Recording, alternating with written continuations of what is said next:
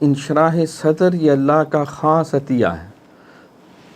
اللہ تعالیٰ قرآن مقدس میں ارشاد فرماتے ہیں آفامن شرح اللہ صدرہ للاسلام وہو علی نور من ربہ، پس جس کا ہم سینہ کھول دیتے ہیں اسلام کے لیے تو اس کو ایک نور دیتے ہیں، تو وہ ایک نور اس کے قلب میں آ جاتا ہے۔ معلوم ہے کہ انشراح صدر اس وقت ہوتا ہے جب قلب اللہ کی محبت اور اس کے کرم کے نور سے بھر جائے۔